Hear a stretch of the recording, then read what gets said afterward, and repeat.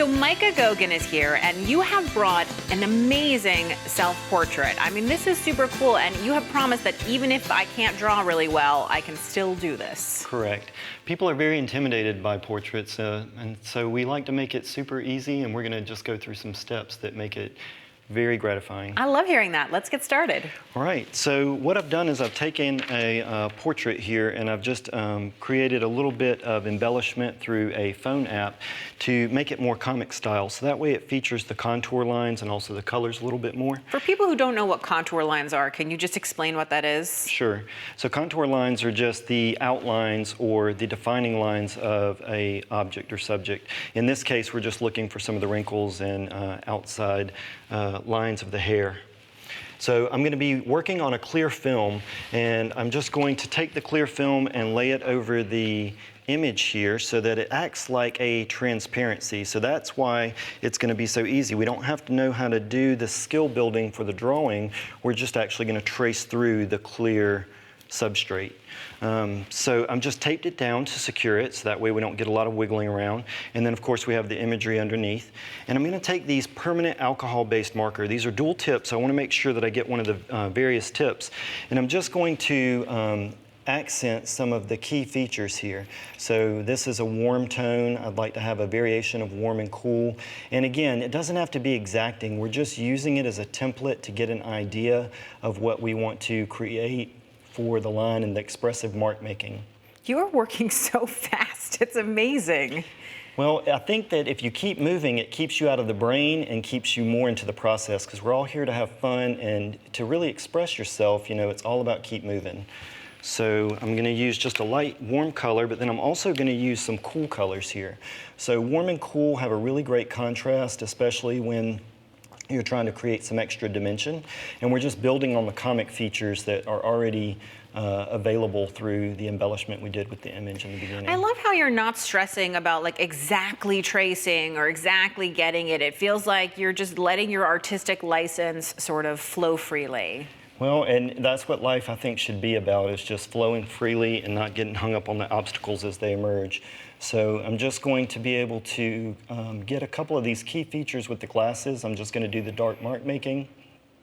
I noticed that you've mentioned several times like key features, important things. When you look at an image like this portrait, do you immediately pick out like what are, almost like a cartoonist would, the defining characteristics? Thank you. That's a good question. So I'm looking for things that are going to really hold the boundaries and just really accentuate, like glasses. That would be a key characteristic of myself. Maybe there's some favorite earrings. Maybe there's a particular swoop in your hair. So I'm just looking for those suggestive mark makings just to help to define the portrait. So I've got enough of an idea here that I can actually move the image, and this is another great thing too, is that I can actually slide this out and double check myself, and if I'm not happy with it, I can just slide it back in and line it up and then just keep working. So that takes away a lot of the fear and apprehension as well. So as I keep moving through. Now here, I've already got the outlines going, and so now I'm going to do the second phase, which I'm going to take the sketch markers, which are way juicier, and I'm going to be able to flood them with color and then create some more effects. So I have this the correct way, so what I'm going to do is lift it up, and I'm actually going to flip it over. So the permanent ink is on the top side, and then I'm flipping over for the alcohol ink on the back. And then I'm just going to... And why is that? Does the alcohol ink do something to the permanent marker? Well, they're both alcohol-based. That's a great question. They're both alcohol-based, and so if I put them both on the same side, when we do the effects with the alcohol later, it's going to actually distort the contour lines that we work so hard to make. So I'm going to take the sketch markers, and you can tell this is just juicy, vibrant color, and it's just going to explode on the film here. It just glosses across. And again, you're using big, bold strokes. Mm-hmm. Yep, because we're just trying to put in some key placements for the color. I could still look at the image just to get a sense of it. I've done this one a few times. I get to look at me all the time, so it's easy just to kind of place in the color and get it kind of on the sheet.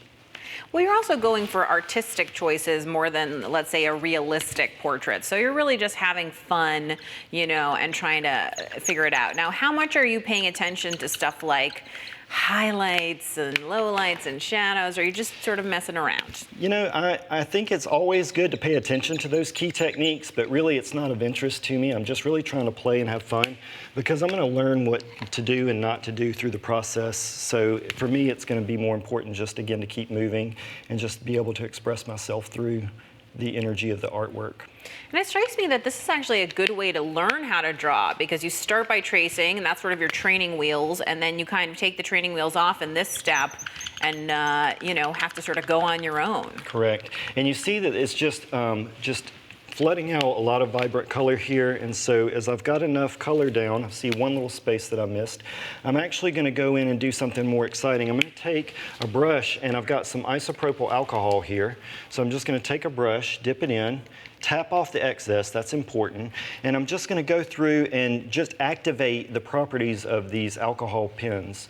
So the sketch markers and the permanent markers are both alcohol based, so really you can get the same effects that you would expect with regular alcohol inks, and you can play, and the more... This is almost like painting with a marker, basically. Correct. And the more rubbing alcohol that you put down, you get a lot of the pooling and the effects that you are used to when you're thinking. So here's my question now. If I messed up, which I tend to do, could I erase my mess up basically with the alcohol? You could. You could just saturate with more alcohol. Now you could get some bleeding into the other colors, but I happen to think that that's very beautiful. You see how the colors are just bleeding together as I continue to work.